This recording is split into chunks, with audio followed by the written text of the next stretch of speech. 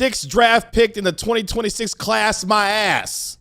The 18-year-old went and got it tonight for the Dallas Mavericks. We'll break it all down. Coming up next on the DLLS Mavs postgame show.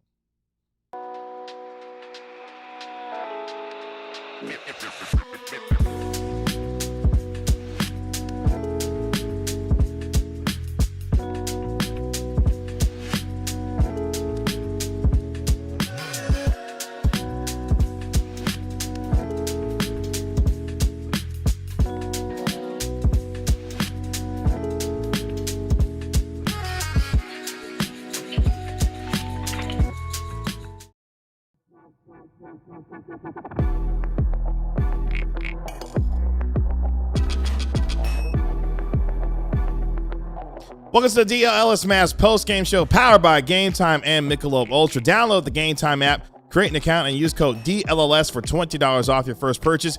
And Michelob Ultra, official beer sponsor of the NBA. Kevin Gray alongside our DLLS Mavs analyst Bobby Carella. We are DLLS Mavs, your favorite guys covering your favorite team, especially when they get revenge on the New Orleans Pelicans and get their first NBA Cup win of the season. We will break it all down here for you over the course of the next hour here on DLLS Sports. Thank you for joining us here on our post-game show as the Dallas Mavericks win tonight 118-115 over the New Orleans Pelicans to get their first NBA Cup win and to get a little revenge on Zion Williamson, Derek Queen, and the New Orleans Pelicans as the Mavericks get their 4th clutch win of the season. Our DLLS Mavs beat writer Harrod Jr. and our national NBA insider Marc Stein will all be joining us throughout the course of our show, Bobby Carella, as the Mavericks get it done in the clutch, thanks to the 18-year-old rookie sensation. Cooper Flagg is that dude, man. He is really, really, really, really, really, really, really good. I mean, it seems like every time he plays, he does something different, does something better than he did the previous game, does something louder than he did the previous game. Tonight, you know, there were a lot of energy plays. There were also a lot of big dunks. And then in the fourth quarter, he went into, I don't know if you can call it closer mode because it was a back and forth game, but he made some big time shots. 12 points in the fourth quarter tonight, 3 assists in the fourth quarter tonight, 4 or 5 shooting, only 1 turnover. He has saved a lot of his best stuff for the clutch this season. In the fourth quarter, coming into this game, only 42.9% from the field and 75% from the free throw line. But in the clutch, coming into this game, 57.1% from the field and 90% from the free throw line. He is consistently finding another level with the game on the line, and that is what a team's best player, a team's alpha, needs to do pretty much every single night. We have sat here and bemoaned time and time again the Mavs' lack of late-game creation, late-game scoring, their lack of a go-to scorer, shot creator, whatever, in those situations when the game is at its slowest and the defense is gearing up to stop you. Maybe Coop becomes that guy sooner than we thought, but, I mean, he is already damn good, man. He is a really, really good player. Yeah, special night for Cooper Flagg with the 29 points, a career high, an efficient 12 of 19 from the field. Stuffing the stat sheet tonight with 7 rebounds, also had 5 assists in this game as well, along with a couple of steals, continuing to find ways to impact the game in a number of ways, and he did so down the stretch with some big buckets. Naji Marshall's go-ahead 3 gave the Mavericks a lead in the fourth quarter that they would not relinquish as the Mavericks used 4 guys in double figures. PJ Washington, good night for the president of the PJ Washington fan club. That would be me, as PJ goes for 24 points, 8 of 14 from the field, 9 boards, and an assist as well, making some big plays as well in this game. He had 3 block shots to lead the Mavericks effort with 9 total blocks on the night for them as a team. Cooper Flagg with the 29, as I mentioned. Max Christie continues to be a flamethrower from the three-point line. 23 big points tonight again as well, going 5 of 9 from downtown. In fact, made 5 of his first 6 three-pointers of this game. Really got them charged up and going in the third quarter after the Mavericks were down by 14 at the break. And Max Christie continues to play well. Jaden Hardy, the other Maverick, in double figures with 11 points tonight. Meanwhile, for the New Orleans Pelicans, Trey Murphy led the way with 25 points. Zion Williamson had 22 points in 29 minutes. Derek Queen what can you say about the rookie Derek Queen? He had 20 points and 11 assists, becoming the first rookie this season to have at least 10 assists in a game, and continues to make Joe Dumars kind of look okay. Not really. But Derek Queen had a phenomenal basketball game, and he could play.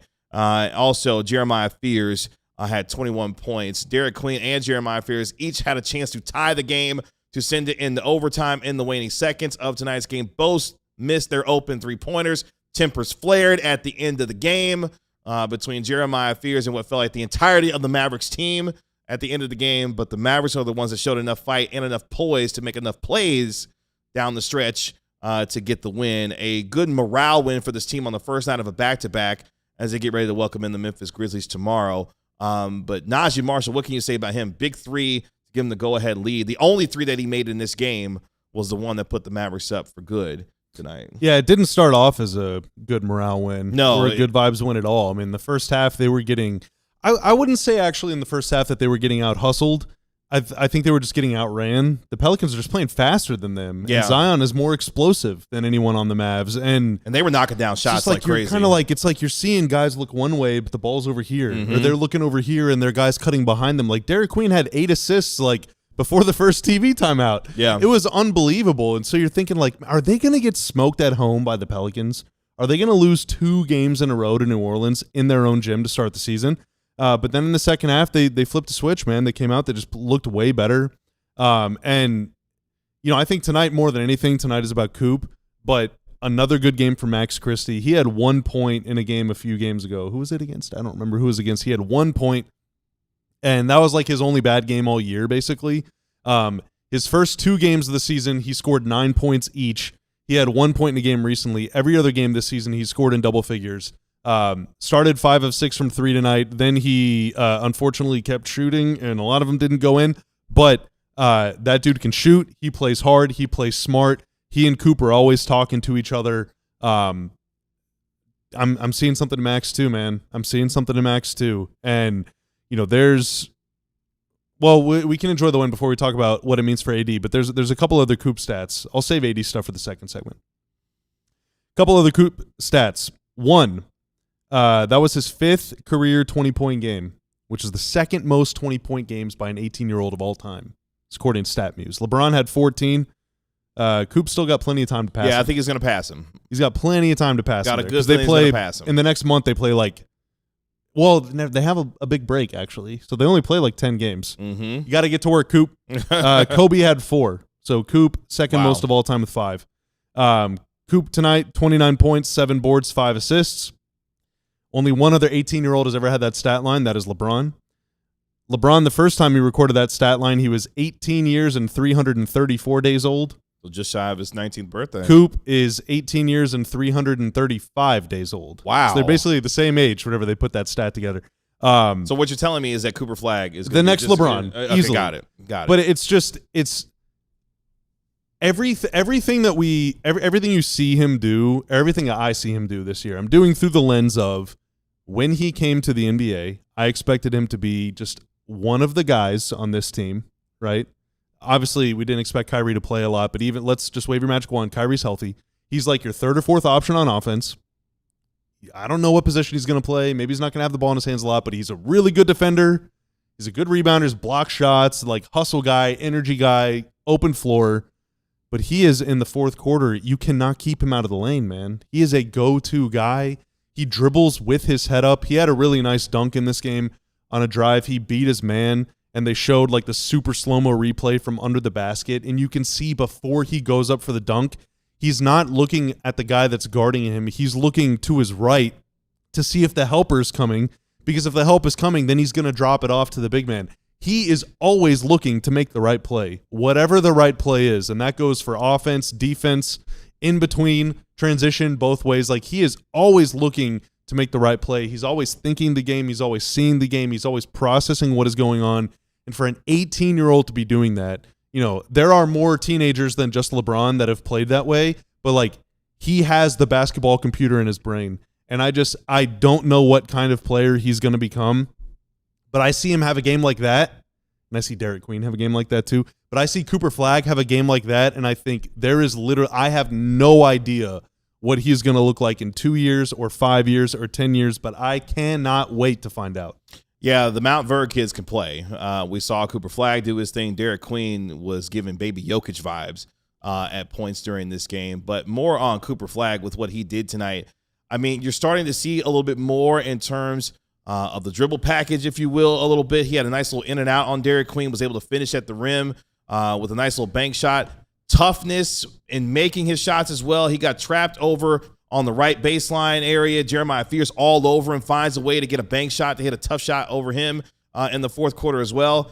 I mean, Cooper Flagg is showing different parts of his game as he continues to improve his outside shot.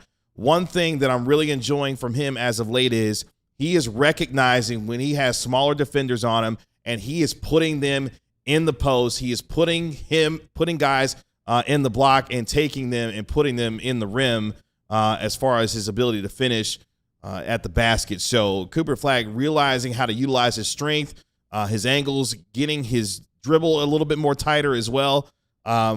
He's putting together more and more of his game, and it feels like the game is slowing down for him. You saw him take his time and be poised in the fourth quarter, and that's a really good sign for an 18-year-old to be able to slow the game down, think the game, but also, most importantly, execute when the biggest moments call for it, and he did that in the fourth tonight. He's got touch around the rim, too. He puts it up soft. Like, he knows what he's doing. And it like, okay, the fast break, God, all these games run together. But the game where he went coast to coast, behind the back, and like the in-out dribble with his left, Euro step, left-hand finish, and one, like, it didn't look like his body was able to keep up with his mind, you know?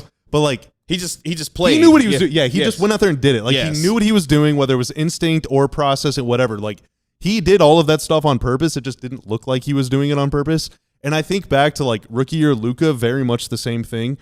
19-year-old Luka did some of the most absurd stuff I've ever seen in my life, but, like, it all kind of looked like it was almost on accident. Or, like, he's, like, tricking you because he doesn't have the ironclad technique that comes with being a professional for 5 to 10 years. He doesn't have 10,000 hours in the gym practicing just one move with your feet. You know, like, all of that is going to come in time, and it might come very soon because I don't think that guy likes to lose very much. No. I think he really enjoys winning, and I think he enjoys doing whatever it takes to win. And so I bet that, you know, throughout the season, he's going to get a whole lot sharper at all this stuff. But, like, once he gets some more like pristine footwork, like, he's going to be able to score from anywhere on the floor because he is so big. He is so tall.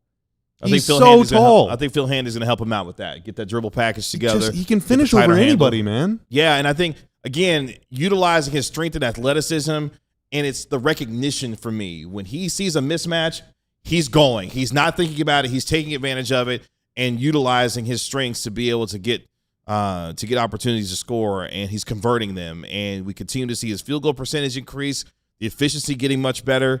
And once that starts to happen, the processing for him continues to get quicker and quicker as the game slows down for him. It's going to get scary hours for him, man. 29 points. Well, all these reps matter so much. Yes, and he continues to make the most of the reps that he got, especially in clutch time. Another clutch game for the Mavericks, and what was their 13th clutch game already of the season. A couple other numbers before we take our first break. Mavericks go 16 of 43 from downtown tonight, going 37% from three. Pelicans just 7 of 27 from three at a 26% clip. Overall, Mavericks shoot 47% from the field. Pelicans shoot 46% from the field. Love this number for tonight. Mavericks went 22 of 28 from the free throw line. That's a near 79% clip from the charity stripe, a team that's second worst in the NBA in free throw percentage. Much better tonight from the free throw line, going 22 of 28. Pelicans go 24 of 31 from the free throw line. Mavericks actually out-rebound the Pelicans tonight 47-42, and they do so in the offensive rebounding department 11-9. 9 big blocks for this team for the Dallas Mavericks, and I would be remiss in our first segment to not mention congratulations to Brandon Williams, who set a career high with 12 assists tonight for Brandon Williams. Didn't shoot the ball great. I'm not going to talk about his shooting numbers because those were awful. Well, he definitely shot the ball. Yeah, he shot a lot. He was great at shooting the ball tonight. He definitely took a lot of shots, but he got his teammates involved. More importantly, a career-high 12 assists for Brandon Williams. So congratulations to him in getting his teammates involved tonight. part of what was 30 overall team assists for the Dallas Mavericks. Let's take our first break here on the DLLS Mavs postgame show. When we come back, we get to the turning point of this game in what was a wild last 5 minutes of the fourth quarter and yet another clutch game, this time a win for your Dallas Mavericks. All that and more coming up next. First, I was a winner tonight. Let's a winner go, tonight. Bobby in the money. Derek Queen, more than 22.5 points, rebounds, assists. He did that like literally the first 5 minutes of the game. That's that right. was a layup. And he made a lot of those too. Max Christie, more than 1.5 threes. He made 5, and all of them came like in the first 2 minutes of the game. That was easy. Naji, more than 14.5 PRA. He made me wait around a little bit, but he took care of business. And then Zion, more than 17.5 points. And despite missing about 200 free throws, Zion got there as well. My $5 pick netted me $16 on Prize Picks. That is why it is so good to be right. We make decisions all the time on Prize Picks. Good ones can get you paid.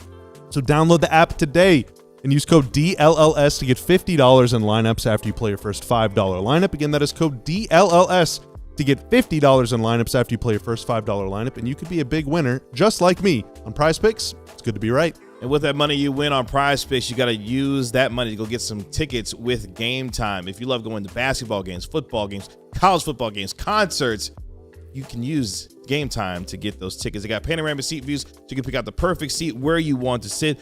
Also, they've got the best ticket service in the game today with their Game Time ticket covers, where your purchase is covered with the most flexible customer service policy in the game today. And they got the lowest price guarantee, or Game Time will credit you 110% of the difference. So if you want to take the guesswork out of buying your tickets, you got to do it with Game Time. Download the Game Time app, create an account, and use code DLLS for $20 off your first purchase. Remember, terms apply. Again, create an account and utilize code DLLS for $20 off. Swipe, tap, ticket, go. Download the Game Time app today. What time is it, Bobby Carlo? Oh, Kevin, it is game time. That was a little over exact. My bad. Did you try to pull bark. I'm trying to be like Clarence and Jesse and Kavanaugh, but I just can't do it. It's close. I'm trying. Big super Smick Ball with the $20 super shout chat. Out, big one. Heck yeah. Short term, I love the win. Great to see Cooper grow. PJ, Naji, Lively need to be part of the future. Long term, I want the best pick possible, and wins hurt that. Trade what we can when we can. The future could be bright. There's a lot in there. There's a lot in that one, and I want to start. Let's work front to back here. PJ, Naji, Lively need to be part of the future alongside Coop. Don't forget to include Max Christie. I think Max is legit. Now, I was concerned about the extension number, but we had Bobby Marks on the show last week. Mm-hmm. Or was it this week? Earlier this week. It was earlier this week. That's earlier right. this week. Time is just whatever. That was Time on doesn't Tuesday. exist. That feels like it was 2 weeks ago. But we had Bobby Marks on the show, and he said actually his number starts way higher than I thought. I thought it was 120%. It's actually 140%. So I think that they might be able to afford to keep Max around, and that would be great to get him on an extension this summer. What did you say, 4 for 93, I believe? Ish, yeah, somewhere in there. Lively, I thought Lively was really good tonight. He's got to get off that minutes restriction, man. He's got to stay healthy, but I think that he's part of that too, and PJ will be around this year because of his contract. Naji, we'll see. We'll see how this season turns if they're able to hang on to him. But on the other half, it was about the pick and, wanting as good of a pick as possible. Even the worst teams are going to win 15 to 20 games. I think the Mavs are not as bad as the worst teams, despite losing to all the worst teams already. I think they're going to win probably somewhere between 30 and 35 games, maybe a little less if they get unlucky, maybe a little more if they get lucky. But even if they only win 20, they're still going to win 20. And generally the bad teams are only beating teams that are also as bad as they are. So, if this was a win over the Thunder, I think it would be a little different for, the people that are really hopeful about getting a high pick. And I'm one of them. But home game against the worst team in the conference, I feel like that's a game that you're going to win more often than not. Tomorrow will be interesting, though. Yeah, going to be on the second night of a back-to-back when they welcome in the Memphis Grizzlies. But, look, this team needed a win at home. They improved to 4-8 at the AAC. Remember, 13 of their first 18 games at the American Airlines Center. That stretch will end tomorrow. They even up their current homestand at 1-1 as they look for their first winning homestand of the season when they welcome in Memphis tomorrow night. Let's get to the turning point of what was tonight's game. A wild fourth quarter.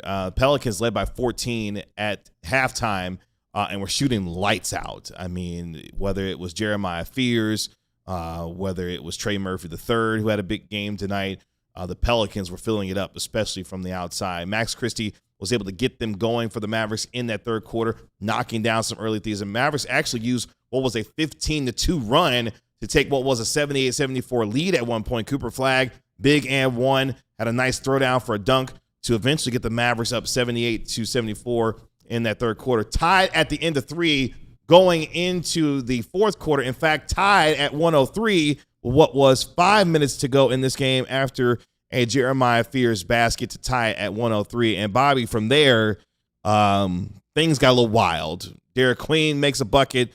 Naji Marshall makes a couple of free throws. Derek Queen continues to take over with another bucket. Basically, by the time we get to the 3-minute mark, Pelicans are up 108-105.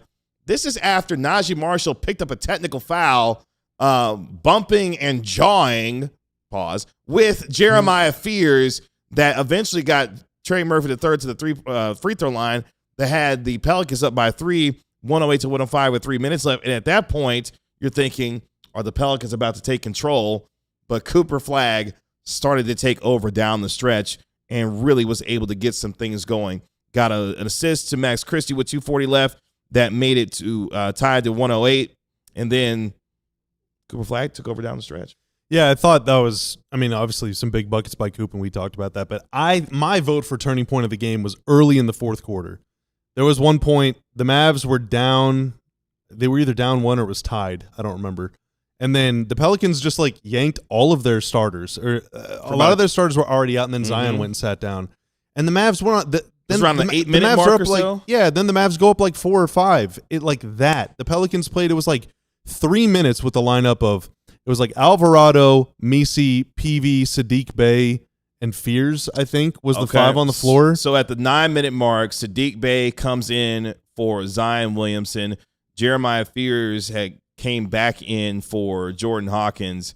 So at that point, at 9:01, Cooper Flagg made a couple of free throws to tie the game at 94. And then over the next couple of minutes, the Mavericks go on a quick 4-0 run. Next thing they're up 4, 98-94 with what was 8:37 left to get. Yeah, they played 2 or 3 fourth quarter minutes with Zion, Jones, Murphy, and Queen all on the bench at the same time. It's what are we doing here? Yeah, I don't know what James Borrego was what thinking are there. you doing, man? That game was there to be had, and they just 4 starters sitting all at the same time. You don't have to do that. No one forces you to do that. It was unreal, but the Mavs took advantage, and there have been a lot of times this year whenever opponents have either run bad lineups or, the opponent's best players on the bench or whatever, and the Mavs, instead of even keeping even, they blow it. The other team goes on to run anyway because some bench guy comes in and makes a couple tough shots. But, tonight they were able to punish an opposing coach's weird decision. Which is interesting because as soon as Zion got back into the game, he started to go to work. Started getting downhill, getting to the free throw line repeatedly as we got down the stretches of the fourth quarter. And it just made you scratch your head if you're a Pelicans fan thinking, well, why wasn't Zion in the game more? Yes, I know he came back for his first game on Wednesday. He played the 29 minutes against the Nuggets, played the same 29 minutes tonight against the Dallas Mavericks. But at the same time, every time it felt like Zion Williamson was getting downhill, he was finding a way to get to the rim or get to the free throw line. Derek Queen was making some plays down the stretch as well. In fact, bailed out Jeremiah Fears, who slipped on a play and was able to get a big bucket with some soft touch at the over the to finish at the rim. And I was really impressed with Derek Queen tonight. I thought the kid could play, and he showed some deft touch around the rim. He had an unbelievable around the back pass to Trey Murphy for a dunk in transition. So those Mount Verde kids, between Cooper Flagg, Derek Queen, they can play. And you give the Mount Verde kid credit for the Mavericks for being able to make bigger plays down the stretch, keeping his poise. And then, thank goodness, Naji Marshall knocks down his only 3 of the game with 31 seconds left to give the Mavericks a go-ahead lead that they would not look back from. For a second there, it looked like Naji Marshall might have caused some real problems for the Mavericks with getting that unnecessary technical foul, but he was able to make up for it down the stretch, knocking that go-ahead three to win the game, because otherwise, not a great moment there in that fourth quarter for Naji Marshall there. Yeah, I thought Jonathan raised a nice point. The most recent comment, Naji, point forward off the bench, is solid. Rather that than you-know-who. Obviously, D'Lo did not play tonight. He was out sick tonight. Naji had a pretty steady hand. And he's had some really good games lately. He's playing some really good ball. Earlier in the year, it looked like he did not know what, he was just a wandering soul for the first 5-10 games of the year, but he's really kicked it into high gear lately. And there's people in the chat talking too about Coop. He really does look so much better without AD. When AD's on the floor, it's, you're deferring to get AD his touches. You're playing through him a lot. But then also he has the ball just ISO top of the key and high, elbow and some baseline stuff, but just a lot of standing in the middle of the floor. And even when he doesn't have the ball, he's just hanging out around the free throw line. And that just eats up so much space in the middle of the floor. And in these games that he's missed, Coop is attacking in all that space, and other players are able to attack in all that space. And so, I'm not saying that these games, a good game against one of the worst teams in the league, is reason to trade AD. But I definitely think if the Mavs are going to bring back AD from injury and either play him into a trade or just ride it out and say, no, we're sticking with AD no matter what, you got to reimagine the offense. You cannot, I cannot see AD dribble at the top of the key for 15 seconds every possession and Coop standing in the corner and Naji in the corner where teams just do not guard him. I want these dynamic players with the ball at the top of the arc. Coop, PJ, Naji, Brandon Williams, even Max, they can all beat guys off the dribble. This does not have to be a stand around and wait for AD to make a decision kind of offense. AD can fit in. He can.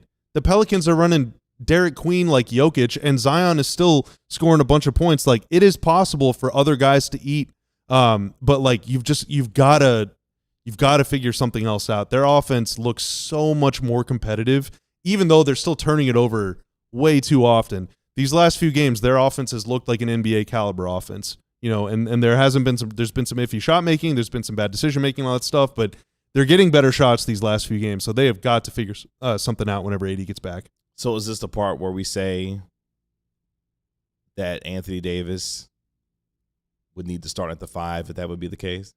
Well, I mean, I'm already on record wanting that. No, I'm just saying, I think that you can run a better offense without him at the 5. You can run a better offense than what they did with him not at the 5. But they can't do what they were doing. I mean, what they were doing was awful. The reason why I say that is because, we've seen not only the game for Cooper Flagg be unlocked more with a quote-unquote traditional point guard on the floor, if you will, or at least a guard of some semblance on the floor to give him off the ball, but we've also seen him play at his natural small forward position, and with PJ Washington starting at your power forward or having either Lively or Gafford as your starting center, the spacing with guys starting to knock down shots with Max Christie being in the starting lineup, you're hoping to get some better shooting for whether it be Brandon Williams as your starting guard or obviously D'Angelo Russell. The spacing is there when shots are being knocked down. Cooper can operate in space, and that allows guys like Lively and Gafford to be able to clean up, be the anchors on the defensive end, but also be able to clean up, on the glass as well, while PJ Washington does the Swiss Army knife thing. And you saw the variety of PJ Washington's game tonight, whether it's driving to the rim for a ferocious dunk over Yves Missi, or he's knocking down three-pointers, or getting into the mid-range and into the paint, knocking down floaters. PJ's game gets completely unlocked in that kind of lineup. So yeah, space matters. That's what I'm saying. But it's not so much that they had a lot. They have a lot of non-shooters on the floor even now. Mm-hmm. But it's just whenever you have one guy that spends almost every possession standing in one spot, 18 feet from the rim, right in the middle of the floor, no one else can go through there. You're cutting the floor in half because he's standing there. Yeah. So move him to the left or to the right or down or up or literally anywhere other than where he was standing, because that's just eating up all that room. And to wit, this season, the Mavs, dead last in the NBA in offensive rating. But the last 5 games, 29th in offensive rating. Oh, wow. They're getting better. I really thought you were going to say 20th or something. No. Well, the last 3 games, they're 25th. So still a bottom 5 offense. What I'm seeing, we're going up, baby. Okay. We're going up. Got it. Sorry, wrong direct. To the viewer, it would be this way. The chart is rising. Joe, I'll take care of your super chat on the other side of the break, my guy. Appreciate the super chat. We'll get to that on the other side of the break. Let's take our next break here on the DLLS Mavs postgame show. When we come back, we welcome in our DLLS Mavs beat writer Harrod Jr. live from the American Airlines Center to get his thoughts and perspective on what Jason Kidd had to say after tonight's game. All that more coming up next. But first, I want you to become part of our DLLS Sports family. The easiest way that you can do that right now is to like this video that you're watching and subscribe to DLLS Sports as well and join the over 36,100 subscribers here at DLLS Sports. And once you do that, you can go to alldlls.com, click that Die Hard tab, and you become a Die Hard member, or you can click the QR code that you see on your screen right now. When you do, you get a free t-shirt upon sign up. You also get access to our member-only Discord, 20% off our events, and access to all of our premium content, including from our DLLS Mavs beat writer Harrod Jr., Clarence E. Hill Jr., and Al Jawad covering your Dallas Cowboys, Jeff Wilson covering the Texas Rangers, who are not trading Corey Seager, damn it. Not going to trade him. We think. We hope. I don't think that. Jeff Wilson says that they're not. And if Jeff Wilson says it, I believe Jeff Wilson. I believe Jeff Wilson, damn it. And also Sam Nessler and Sean Shapiro covering your Dallas Stars as well. And you also get your physical Die Hard card as well. Do you have yours? Mine is right over there. I don't have enough time to go get it. You don't have it. Okay, great. Well, trust me. I keep that thing on me. All right, it's just not on me right now. I keep. Oh, Tanner, we got Die Hard card Cam. Let's go, Die Hard card Cam. Shout out to Tanner. I feel like Leo in that movie. Okay, so I made the mistake almost of pulling out my Die Hard card in lieu of my Costco card and putting it in. Well, yeah, you got your groceries for free, right? Almost. You got like a 95% discount. Well, a 20% discount. The 20% discount. You would on merch. Right. Merch. AllDLLS.com. Become a diehard member today. Appreciate all of you hanging out with us here on our post-game show. Like the video.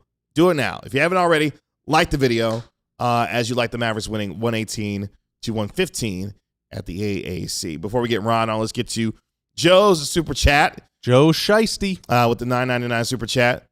Isaac from Locked On Mavs. I don't know who that is. Yeah, just kidding. Just kidding. We love Isaac. No beef. Said that Max Christie is an unrestricted free agent next year, and the Mavs can only offer him a $13 million a year extension, so they might trade him. What are y'all thoughts on that? So that Isaac is wrong. So I got I got that rule mixed up too. And this. So in the previous CBA, you could offer for a veteran extension, so a guy that's not on his rookie deal, you could either offer him 120% of his current contract or 120% of the league average salary, whichever is greater. So in Max's case, because he only makes $7 million, the greater would be the league average salary, which this year is around, I think it's like $11 million. So that would be around $13 or $14 million a year to start. So it would get up to about 4 for 70, 4 for 68-ish or whatever. And I was really worried about that because Max is by far outplaying that. But whenever we had Bobby Marks on our show earlier this week, he said, no, in this CBA, they actually changed it to 140% of the league average salary, which for Max would start around like 17 or 18 million. And with over the course of that deal with raises, it would get to about 4 years, $93 million. So that's around a 23 average annual value. It would start below 23 and it would end above 23. But at the end of 4 years, it would even out to about $23.5 million. So they can offer him a pretty hefty deal this summer. The question is, if he keeps playing like this, averaging somewhere between 15 and 20 a game, shooting 40+% from three, he's probably not going to take that deal. But if he regresses to 10 to 12 points a game on mid to high 30s, then maybe he does. There'll be a lot more teams this summer with cap space. So Max Christie starting to make himself, and he's still very young, starting to make himself some cash. Speaking of cash, our DLLS Mavs beat writer Harrod Jr. worth $1 million. Oh, okay. Is that true? I mean, yeah. Look. Well, it's worth $1 million, man. Come on. Wow. We're trying. Congrats. We're trying. Yeah. So But yeah, Mavs win, everybody. Clap it up.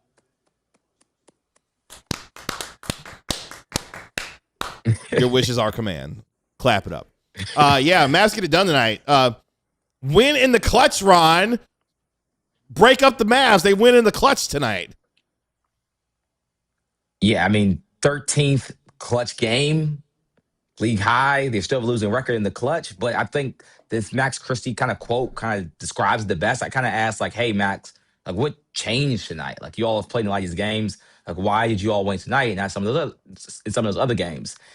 And he said that he said, to be honest, I think we've shown progress throughout many games. We've had so many close games so far this season. The growth tonight is, that they showed they can kind of close out these games. But he said he wouldn't say it was anything necessarily different. He said they've just been in so many of these different situations, and sometimes the ball just has bounced not their way, and sometimes I guess it just it can flip on a team. And then, of course, you have, Cooper Flagg's best game of his young professional career, scoring 29 points with some pretty good defense. And Jason Kidd kind of talked about that and says, Cooper, he's done that for us all season. The big rebounds, the big block, the big basket. He's clutch. He's not afraid, giving him the ball in those clutch situations. The team did, and they succeeded. And then, of course, the knife, Naji Marshall, with the The biggest shot knife. probably of the Maverick season right now. I mean, that three was huge. Usually this team has missed that shot 20 times this season. So to make that 3-point shot, even though it was an open shot, it was a good look. He took his time. He knocked down the shot. Then he had some very careful words for some of his old Pelicans teammates. I can't repeat on this podcast, everybody, but I did post a video on Twitter at Rono Sports. So if you'd like to read his lips, you can. Oh wow. Yeah, where did all that edgy behavior come from? I mean, there were a lot of dunks in this game, all right? There was a lot of physical fouls, Yeah. there was a lot of going back and forth. There was a little bit of jawing, but like it really does feel like Naji turned up the temperature of this game like kind of out of nowhere. And low key was good, I thought, Naji honestly. Marshall is the energy. Yeah, I mean, somebody actually asked Jason Kidd about that because Naji got like a tech too, if I'm not mistaken, right? That's right. Picked up a technical foul, yeah, which I thought was kind of silly, but okay. And yeah, Jason Kidd just kind of made a joke about it. So we'll just take that. We'll just take kind of the foul since like they won the game. I guess maybe he said something like, I think he said the word fine. I don't know if he's getting fined. I don't remember exactly what happened to think that was a finable play. But Naji Marshall, I mean, he was just kind of turned up in the fourth quarter. He's such a competitive player. I mean, this morning, KG, we were at, morning shoot around, and he was like, the Pels ain't coming out of practice, they gonna need it. Like, he's just that guy that wants to jaw at people, talk trash. He's yelling at Jose Alvarado, who's like one of his close friends, telling him again some very choice words. He just wants to he's one of those type of players that like literally wants to beef, so like get himself going, and that he kind of turned that anger into that 3-point shot. So everyone, angry Naji Marshall equals good basketball player. Which is good because, I mean, Wednesday night, during his press conference, I mean, I went back and watched, and my man's body language was off. You could tell he was pissed off. You could tell he was angry. And, I'm glad they got this win tonight because part of me was very concerned that after what was a really, devastating, if you will, kind of loss on Wednesday in the fashion in which they lost it, if they had lost tonight to the Pelicans for a second time in their own building, things could get a little rough here. So I'm glad that they were able to put that game behind them in the way that they lost the game against the Knicks to really buckle down in the fourth quarter to make the plays, and Naji in particular being the one to make the go-ahead three to win tonight's game. Yeah, I'm be honest. I was a little nervous in the first half. Since I had a couple text messages, maybe to two of the people that were, are sitting on those nice chairs that GM Ben helped fund. I don't know what you're talking about. I would never, ever spill the beans from the group chat. Never. That's of right. course not. It didn't look great. It didn't look great early. Jeremiah Fears, I mean, Brandon Williams, Max Christie said Brandon Williams is the fastest player in the league. Jeremiah Fears might have him beat. I mean, Jeremiah Fears was like flying down the court, and he was making 3-point shots. And then Derek Queen, like the next coming of Nikola Jokic, I mean, he had 8 assists in the first quarter. This is a center. They were running the offense through a rookie with Zion on the court. The offense was not ran through Zion up until the fourth quarter. It was ran through Derek Queen, and he produced. So I'm like, man, if they can't stop this guy who I think is 20 years old, kind of they're not going to be able to win this game. But they slowed Queen down. Zion did kind of take over kind of in the third, fourth quarter area, but they were able to hold on and win the game. With the Mavericks win tonight, check this out. At the end of tonight's play in the association, the Mavericks are tied in the win column with the Jazz for the 10th spot in the West. Now, the Jazz are 5-9, and the Mavericks are 5-12. So there's still a game. So you're saying half. Playoffs, KG? That's not what I said. That is Playoffs? Okay, right. Thank you, Jim Mora. No, there's still a game and a half out of 10th. But that just gives you an idea how honestly gross the bottom of the West is right now. Well, someone's got to be 10th. By law. It doesn't even seem like Portland wants to be 9th right now. Like, by law. There's a very – and we called – I mean, not that – whatever. Congratulations. We saw something obvious happen, but we said there was very clear drop-off in the West. Like around 8 or 9, like the 8th or 9th place team is going to be significantly better than the 9th or 10th place team. And it's just a matter of where you fall in. Now, we thought the Mavs, would be a little better than they are. So we thought they might be in that group. But, I mean, we're already seeing it. Golden State, 9 wins. Portland, 6 wins. That's your 8 seed and your 9 seed. That's right. So 9th and 10th might not stand a shot. But, everyone's going to play 82 games no matter what. Yeah, the first 7 teams in the West already with double-digit wins so far. Oof. This season. Yeah, Minnesota's 7th in the West right now, and they're 10-6. Phoenix beating Minnesota tonight. The Wolves still 0 wins against winning teams. Oh, Phoenix did win tonight? 0-6. Phoenix can play, man. They're a good team. Good team. I liked how they play. They act like professionals now out there in Phoenix when they play basketball. Apparently, they had to score like 9 points in a minute to win that game. So Phoenix did? Yeah. So at the end they were down, and so we'll have to go look at the highlights afterwards. Interesting. Okay. What else did Jason Kidd have to say, or other folks have to say after tonight's game? Yeah.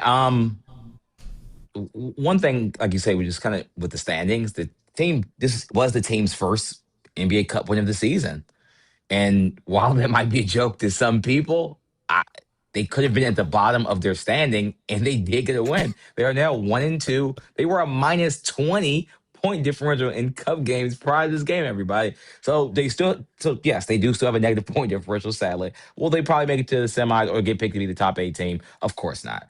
But at least they can say they did not go winless in NBA Cup games. That's huge. Awesome. That's huge. No, that's a big deal. That is a big deal. Their last NBA Cup game 1 week from today in La La Land versus those LA Lakers. Black Friday game. Oof. Black Friday game. Watch along. Watch along. For you boys. Where will you be? I'll be at home in Kansas City. Oh. I'll be watching that sooner. Good barbecue. I did already. No, you didn't. I literally told you that. I know. I will be enjoying some good barbecue. You're damn right. Anything else before we let you go on this Friday night? Because we got to play on the second night of a back-to-back too tomorrow night. Yeah. No, for sure. My last thing, PJ Washington, I mean, it's another good game, stacked another good game. 24-9. He's guarding freaking Zion on some of the actions in the fourth quarter. Not saying Zion didn't get off, because Zion is essentially unguardable when he's on. But just to be able to put a body on Zion, PJ did whatever Jason Kidd asked. Jason Kidd was, raving about PJ Washington's defense in the press conference, and I thought PJ did a pretty good job. These are some really good players. Trey Murphy's a really good player. Zion's a really good player. Derek Queen's a really good player. And he was one of the bodies that was kind of tasked with guarding some of these skilled wings and bigs. Yeah, Zion at point started to play some bully ball in that fourth quarter and was just finding his way to the rim. Give credit to the Mavericks for standing in there and handling the physicality that one Zion Williamson presents. He knows sports. He's our DLLS Mavs beat writer, Harrod Jr. We'll talk to you tomorrow. Pregame, 6:45, second night of a back-to-back. We'll talk to you then. Good night. Bye, Ron. Let's take our. No, let's get ours. So once we get Stein on, there's no overtime. Oh, okay. Ira, with the $5 super Shout chat. out Ira. Super chat Ira. There you go. Say we're able to trade Davis, Gafford, and Thompson. Damn. Keep Lively and Christie. Will probably be 7 through 10 land in the draft. Pick guard or size. Well, you don't know that you'll land 7 because it seems like a team that's 8th or 10th or 12th in the lottery ends up moving up every year now. Your damn Mavericks just moved up from 11 to 1 in this year's so NBA draft. But if they do land outside the top 5, it really feels like the top 3 or 4 are going to be a lot of wings. There are some guards, Peterson obviously, but after that first slew, that first like 5 or 6, it seems like all the best wings are gone. There might be a big in there. There might be some guards. There might be some lesser wings, but the top 10 to 12 of this draft seems really, really damn good. It's pretty deep. You don't necessarily want to draft for need because BPA. Yeah, you want whatever the best player is, as long as that doesn't overlap with your best player. So like, you don't want to draft Cooper Flagg 2 or Derek Lively 2. You just want to get someone that's different, but that's really good. I mean, I always say, look, whoever the best player available is, draft him and figure out the rest later. Cowboys did it when they drafted CeeDee Lamb. You figure it out later. Would Zion fit on this team on the court? Yes, but I don't want hurt players. Same reason I'm out on LaMelo. After spending the last 9 months with an injury-prone guy, I don't want another one. Just give me a guy that's going to give me 70 games. That's all I want. Just 70 games, please. Or 65 even. A player that can be eligible to win awards. How about that? Yes. How about that? Give me some awards. Yeah, let's be award eligible. I think that's gonna be my criteria. Are you an award eligible player? I don't care about awards, but I need you to be eligible to win them. Yes, to be available to win them for sure. Let's take our final break here on the DLLS Mavs postgame show. When we come back, our national NBA insider Marc Stein live from the AAC to get his thoughts and perspective on tonight's game and more coming up next. But first, last break, Kevin told you about the Die Hard program, how you can support what we're doing here at DLS Sports, but there's some free ways you can do it too. You don't have to pay us. It's great if you do. Like our supporters that have joined the supporters club, the real sickos. They get some extra videos every week. By the way, I think we owe the supporters a video this week. We might have to film something tomorrow. I'll let you make that call. Well, I think it is our turn. Everyone else has done their part. I believe that we are actually failing the supporters right now. You also get some cool emojis. But if you want to do some free stuff, here's how you can do it. You can like the stream. You can sub to the channel. We got, how many do we got now? 36.1 thousand subscribers. We're more than 36.1% of the way to 100,000 followers. The day we get that silver play button, oh my God. I'm gonna unbox that thing, and I might just cry. I might just cry. That'll be a show in and of itself. Yeah, you have to do what DMVR did, right? Just get the hammered? live stream. Oh well, that too. Yeah. A long stream. Yeah. Sorry. And yeah, no. To get to 100K. But man, how many Michelob Ultras would we have to drink to? We'd have to couple hundred. Yeah, we'd have to pull out like a bed or a cot or something. I would drink 200 calories of Michelob Ultra, which is like 70 of them. No, that's like 2 of them. They're 95 calories. Oh, 95. Sorry, I thought it was carbs. I'm gonna drink. Oh, yo, you're right. 200 actually. carbs of yeah. They're 2.6 carbs at 95 calories. That's right. You can also subscribe to the newsletter. Ali Jawad over on the Cowboys Beat brings you a free newsletter Monday through Friday, except for Thanksgiving, to your inbox every day at around 8:30 a.m. Recapping some of the news, highlighting some of the shows, sharing some good vibes and good thoughts on all the goings-on in Dallas sports. So go to our website, alldls.com, scroll down to the bottom, give us your email address, and we will make you a smarter person. Shout out to Ben Selheim with the $4.99 super chat. Ben. Good for Ben. Appreciate you in here with us. Hi, guys. That's a Steinism. Hi, guys. We are fun. Let's do it again. Wins are fun. I'm sorry. And we are fun. I mean, we're fun, too. Wins are fun. Let's do it again tomorrow. Seems like a good idea. Hell yeah. If you're on that side of the coin, yeah, it is a good idea. Let's go out to the American Airlines Center and welcome in. Oh, wow. Yep. Hi, Mark. Yep, we're back. Yep, there we are. It's a bit. He's doing this on purpose now. What just happened in that room? You good back there? You good? What's going on? You got, There's things happening outside in the hall, but I'm alone in the visitors interview room. Oh, okay. I failed to shut the door, So you will be hearing some bonus sounds from the hall. Ooh, if it's any hot goss, just go ahead and stop talking, or like give us a hand signal and we'll stop just talking. wave goodbye so we can hear right, it. exactly. So we can hear it. He's our National NBA insider. Of course, you can always dial up the Stein line at the Stein line. He, of course, is Marc Stein. Clutch win for the Mavericks. Break them up. Break them up. You know what tonight is? What? Friday. Tonight, I think, is the season's first Never a Doubt. Oh my God! Oh, get out of here! Please stop. Never a no doubt. way. There's no way. There's no way. There's no way. Never a doubt. This felt like the Aaron Nesmith joint where he missed a three that would have given the Pacers a win. Derek Queen and Jeremiah Fears decided to smoke a couple threes to prevent this game from going into overtime. Aaron Nesmith's wing three was a lot closer than either of those, I would say. Tanner, check Slack. Check Slack. Tanner. Okay. Oh, okay. I'm working on that right now. Okay, perfect. We got a nice surprise for you here in a minute, Mark. Mark, he was texting me about it. Too, Oh, so okay, never mind. All right. Yeah, carry on. Sorry. So Tanner saying Bobby and I had the same thought is what he said. Yep. I guess we got a surprise for Kevin here in a minute. You're both always online, so. Mark, you're a very online guy. It may or may not involve the knife. It may or may not. Okay. Yeah, I don't know. Sorry. What were you all talking about? I mean, clearly the surprise What do you guys want to talk about? So what do you want to talk about, Cody Rhodes? I love that. I mean, look, the morale win was needed. I feel bad that we keep talking about, morale wins needed.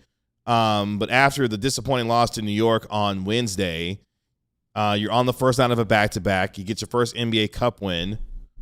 I mean, okay, the NBA Cup. I think the NBA Cup is out of reach. I think we can. Yeah, that. I'm just saying, like in a game but look, the way things have been going. I mean, the last three home games, double overtime loss, dagger referee call against the Knicks. Did I leave one out? Those were the last three home games before this one, right? That's right. So with all of that as the backdrop, to be down 14 to a team amidst its own struggles at half, to rally the way they did with Cooper Flagg having a career high night, I think the Mavericks will take that any and every day of the week. Yeah, I mean, the story's going to be the 29-year-old, or the 29-year-old, the 18-year-old who scored 29 points, who is exactly one month shy. And by keeping the door open, I just watched Cooper Flagg walk by to go to his post-game press conference. Mark, you're supposed to grab him. One job. You're supposed to grab him. With consent. Luckily, those are not shown on live TV, so we can keep our audience. I don't think his post-game comments are shown live anywhere. So, well, he could give them live right here if you just asked him to come in the room. But that's fine. That's fine. I'm not even mad. And correction, yes, the Mavericks beat Portland in overtime because, yeah, they did beat Portland in overtime. So there you go. Yeah, do not count on my memory, especially do not count on it on a Friday. It's okay. I'm sorry. We're laughing at something completely different that has nothing to do with you. Yeah, I thought Tanner was hovering over that comment to bring it onto the show, and I'm like, yeah, what are you no, doing? he wasn't about to do that. What are you doing? No, he's not to do that. There was one time I accidentally clicked add to broadcast instead of ban, though. Whoops. Whoops. Glad you didn't do that for this one. Off real quick. Yeah, thank you. We have the tweets ready whenever. Oh, the all right, okay. Let's throw it to the tweet. Naji Marshall decided to talk some S to Jeremiah Fears. Pelicans fans aren't too happy about that one. So who started this? Naji started this? Well, the first thing was the So which one was first? Him saying shut up was first. Okay, so the optimistic Pels fan tweets at Naji Marshall, pick the smallest rookie to go after, LOL. Guess Queen was too big. Corny ass. To which Naji Marshall responded, quote tweeted, "Shut up." Shut up. And then he follows up, it looks like a few minutes later, with a face palm. "I wasn't supposed to get in any confrontations this season. My last time, LOL. I make up for all my mistakes. Great team win. Let's keep it rolling." And then he finished it off with positive vibes. Hashtag positive vibes only. And a lot of heart emojis, too. What a fun-loving guy. I love the knife. Yeah, I mean, give Naji credit because he had made he goofed up getting an unnecessary technical foul because him and Jeremiah Fears were jawing. And I think the thing that made me so kind of like upset about it, Naji is jawing with Fears. The referee is standing literally half a foot from Marshall, and he said whatever 2 or 3 magic words that he said, and the ref was like teed up, and next thing you know, Trey Murphy's going to the free throw line to hit a free throw. But Naji made the go-ahead 3 with 31 seconds left, which means Marc Stein, all is well with the knife and the Mavericks. Well, and look, I think we saw this when they were playing against the Wizards, where he is from that area, I believe, if I have that right. I trust my memory 0% on a Friday night, but that sounds right. And then he was playing his old team where he always has an edge, to say the least, when the Pelicans are in the vicinity. And we saw that again tonight. But you said it. He made the big 3, and he's been playing very well for the last 8-9 games. And the Mavs need every ounce of it right now. Every ounce. Mavs going to be on the second night of a back-to-back tomorrow when they take on. I mean, that's the thing is, like, I feel like this next game's starting in 10 minutes. I mean, practically. Banged up Memphis Grizzlies team. They are starting to get a little healthy. Zach Edey is back. They just beat the hell out of the Kings the other night. They did. They beat the living crap out of the Kings the other night. No Ja Morant. He's dealing with his injury. Don't know if Jaren Jackson will be available for tomorrow night's game. Yeah, Jaren Jackson's doubtful, and they have a slew of players who are already ruled out, including Ja Morant. And look, the schedule, I mean, one of the reasons that we've been ringing alarm bells so loudly around here is tomorrow night puts a bow on a stretch where 13 of 18 games were played here at the American Airlines Center, with one neutral site game in Mexico City. There is a lot of road basketball ahead over the next 5 months. So, like, this even though a back-to-back at home is no picnic, New Orleans, Memphis, get these wins. That's my advice. So that they, if wins still matter, and of course I'm sure there are plenty of people in chat going, no, don't win tomorrow. But yeah, the schedule gets a lot tougher after tomorrow. Let's just put it like that. Chat is split. I've noticed after the wins, obviously people are feeling good and they want to keep winning. After the losses, people are feeling bad or kind of like morbidly good and they want to keep losing. It really feels like no matter what you want, you're gonna win after Mavs game because either it's one loss closer to ping pong. One of my favorite things to this point about Cooper Flagg is that this start to his NBA career has been rockier team-wise. Sure, like, I'm not in the media room right now, but this would be the question that I would be asking. Like, this has been so much rockier than anybody thought. All we talked about all summer was the Mavs are a veteran-laden team. What a great opportunity for Cooper Flagg as an 18-year-old rookie, the youngest guy in the draft, to go to a veteran-laden team and a great situation, what we, typically number 1 picks don't get to experience. But this thing has been rocky, loss-filled, clutch game lost after clutch game lost. But all this guy does is keep playing. Didn't have a good first half. And, Jason Kidd said he, told him pointed out some things he would like to see different execution-wise in the second half. And Cooper Flagg was fantastic. And, that's what I said, and honestly, I would say the same thing for Derek Queen. I mean, a day does not go by league-wide, not just in New Orleans, that people are talking about everything that the Pelicans gave up to get him and he's got to play with that. And he just continues to. I mean, he was sensational tonight. Seriously, how good was he? Derek Quinn was fantastic. He was. Yeah, he was incredible. He was awesome. What is Sorry, this side the noise? world's loudest Tonka truck is outside our. Yeah, I was gonna say, what is that? Because I'm like, it's not on my end. What is? Well, going on? I'm experiencing some indigestion, Mark. All right, I can't. No, somebody's getting their toy Tonka truck on outside, I guess, and doing that. The car sounds like it's going to explode any second now. Hopefully, That they make was it wild. home safe and never drive through here again. Both of these young men have been thrown into challenging circumstances, to say the least, and they were both great tonight, and so was Fears. I mean, this was, impressive. All the rookies were impressive. Go get some sleep, because we got to talk to you tomorrow. That's it? Got to go. You're done with me? Bobby's going to cuss me out if we go to overtime, so we got No, go. Kat is going to cuss me out, and then I'm going to get sad. Okay.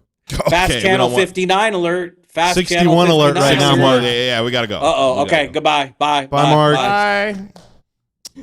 Hey, that was fun, guys. Let's do it at the same time tomorrow, but hopefully like 15, 20 minutes earlier. See you tomorrow. We all silly like the mayor.